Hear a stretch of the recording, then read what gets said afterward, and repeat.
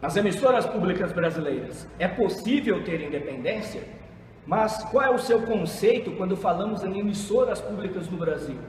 O pensamento do que é público está relacionado a alguma administração da natureza política tem razão quando olhamos no dicionário. Mas o conceito de emissora pública não está somente ligada a alguma empresa estatal, como explica a professora de telejornalismo da UNAERP, Flávia Martelli. A palavra pública no Brasil sempre remeteu ao conceito de estatal.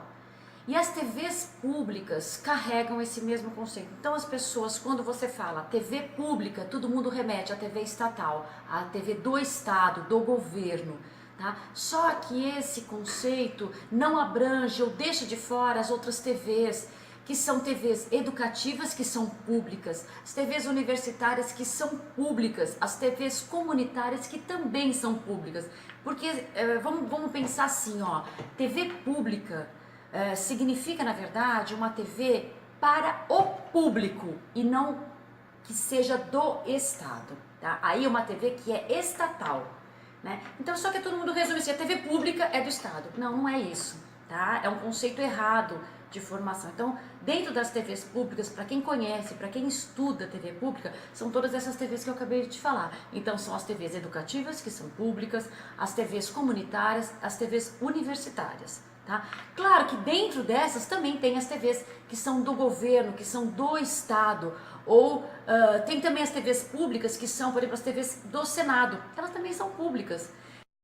Muitos governos, democráticos ou não, utilizam o expediente de controle da emissora de rádio ou de televisão para transmitir alguma ideologia, como explica o professor de jornalismo Rafael Reis.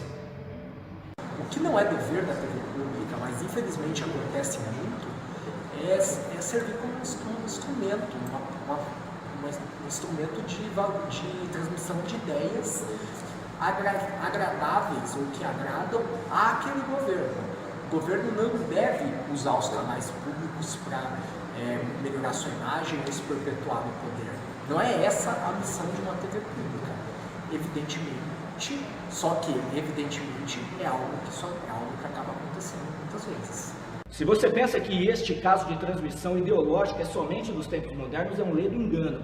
Essa história de propagar ideologias políticas é antiga, desde o ano de 59 a.C. Neste ano, o imperador romano Júlio César criou a Acta Diurna, uma publicação oficial do seu império, que pode ser considerado por alguns historiadores o primeiro jornal de que se tem notícia no mundo. A Acta Diurna servia para poder divulgar as suas conquistas militares sobre a ciência e também a sua política de governo. E ele não era nada imparcial. Nunca era publicado notícias negativas de derrotas do exército romano e nem escândalos envolvendo pessoas públicas aliadas ao imperador Júlio César. No século XV, com a invenção da prensa por Gutenberg, a história da leitura e da circulação de ideias em escala mundial foi modificada.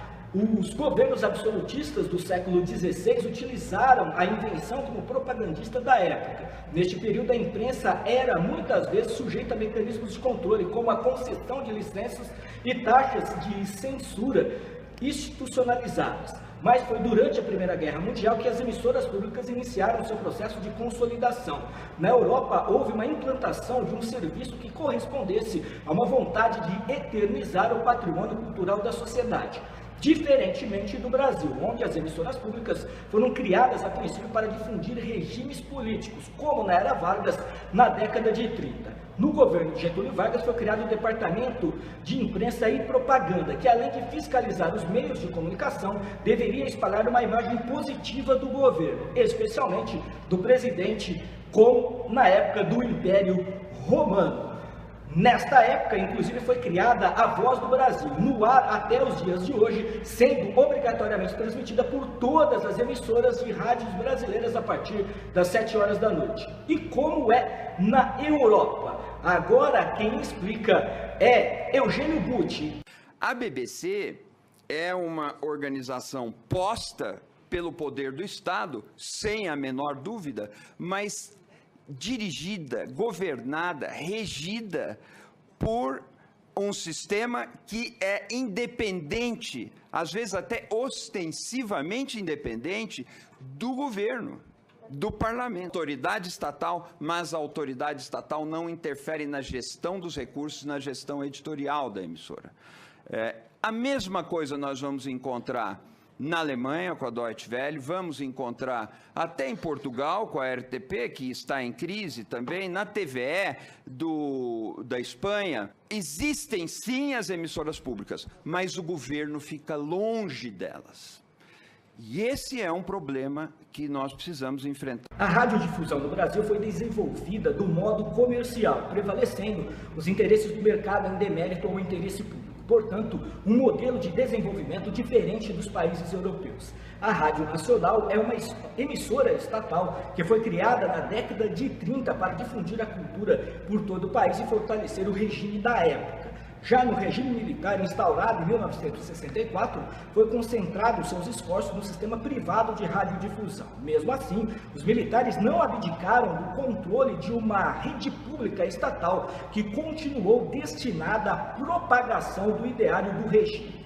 A primeira TV pública no Brasil foi a TV Universitária de Pernambuco, inaugurada em 1968. Em 1969 foi criada a TV Cultura, que tem a Fundação Padre Anchieta como a sua administradora, mas vinculada ao governo do estado de São Paulo, de onde vem a verba para mantê-la. Lembrando que a TV Cultura foi escolhida a segunda melhor TV pública do mundo, alguns anos atrás. Em 1963 foi criada a TVE do Rio de Janeiro, subordinada ao governo federal. Essas são as emissoras públicas mais conhecidas em nosso país. Mas como ficam essas emissoras dentro da sua linha editorial? Elas conseguem ter uma linha independente de informação? O professor Eugênio Butti acredita que não, como ele explica dentro do seminário que foi realizado para discutir o futuro da EBC, a Empresa Brasil de Comunicação, que é mantenedora dos canais TV Brasil Internacional e MBR e de uma rede de rádios. Ela foi criada em 2007 no governo do presidente Luiz Inácio Lula da Silva e o seu financiamento é proveniente do Orçamento Geral da União, quase no seu total. A SECOM é um organismo que pertence à Presidência da República e que tem certas atribuições legais. Por exemplo, gerenciar, direta ou indiretamente, a publicidade do governo.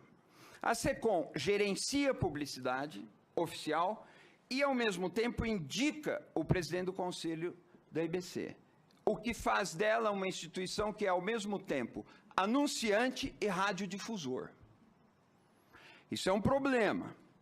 A mais, a SECOM tem a atribuição de zelar pela imagem do presidente da República. As relações públicas do presidente da República passam pela SECOM.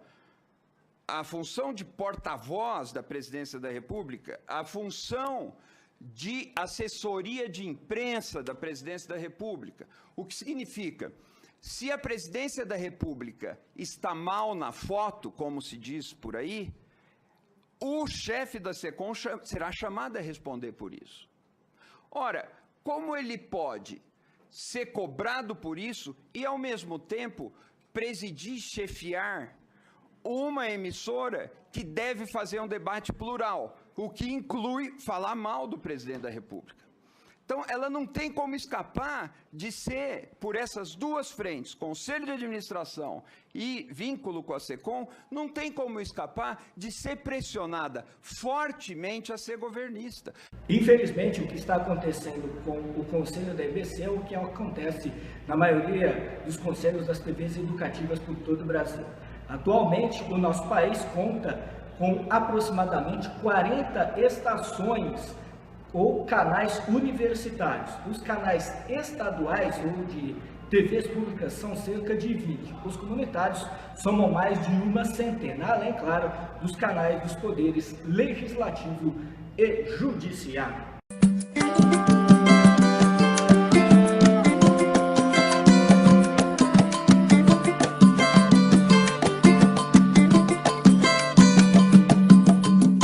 O nó da tua orelha ainda dói em mim.